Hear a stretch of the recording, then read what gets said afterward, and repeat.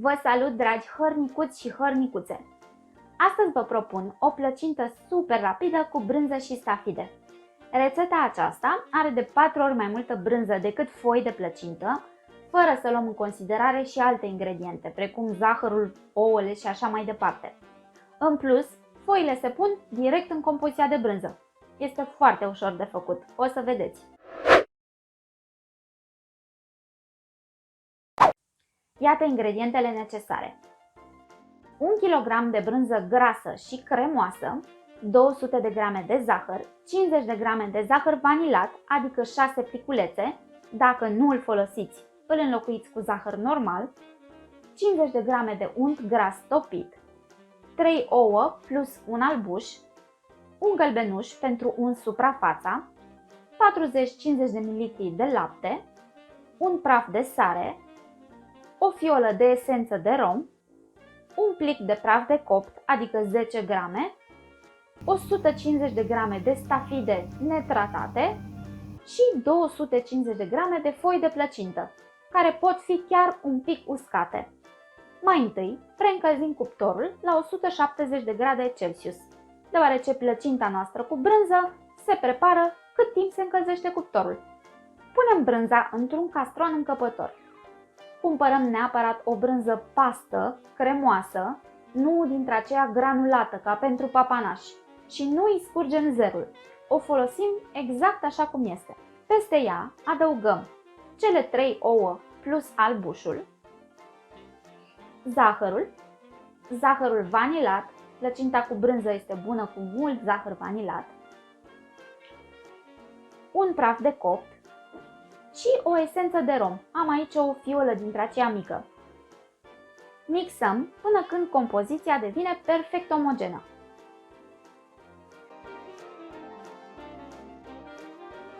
Apoi adăugăm laptele și amestecăm din nou.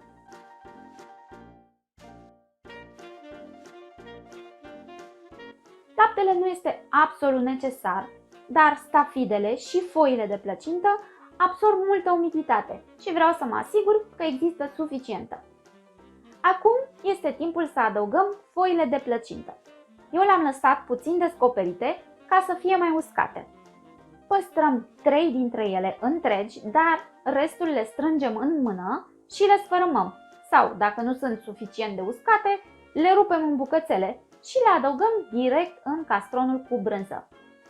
Veți fi tentați să adăugați un pachet întreg de 400 de grame de foi de plăcintă.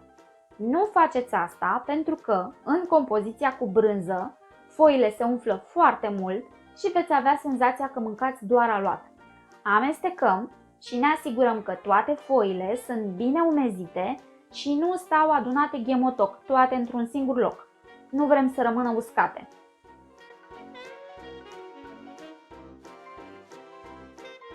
Dacă folosim stafide, le punem acum, dar eu o să le pun ceva mai târziu, o să vedeți de ce.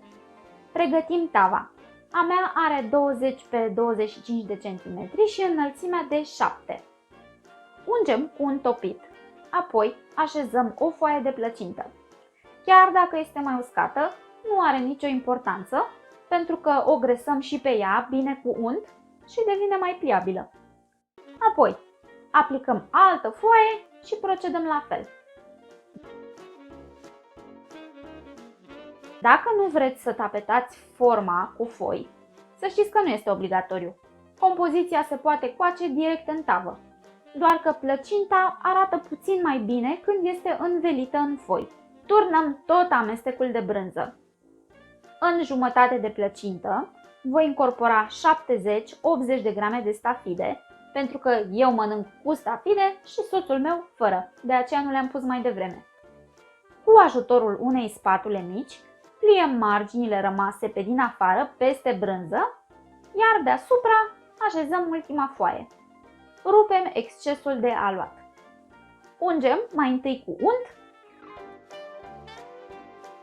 apoi cu gălbenuș.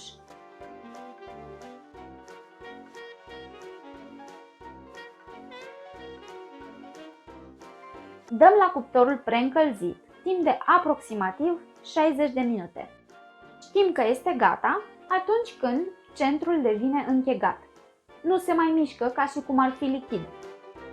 Vă recomand să așteptați să se răcească complet înainte să o consumați. Este foarte, foarte bună și foarte ușor de făcut. Vreau să vă arăt și interiorul mai îndeaproape. Vedeți cât de mult s-au umflat foile de plăcintă? De aceea trebuie să rezistați tentației de a pune prea multe. Dragilor, cam asta a fost pentru astăzi. Sper să vă placă această plăcintă, iar dacă doriți și alte variante, nu uitați că aveți pe canal rețetele de plăcintă tradițională, așa cum făcea bunica mea, cu 3 feluri de umplutură, plăcintă pufoasă cu mere, cât și o plăcintă însiropată cu iaurt și portocale. Pupici mulți, dragilor! Numai bine!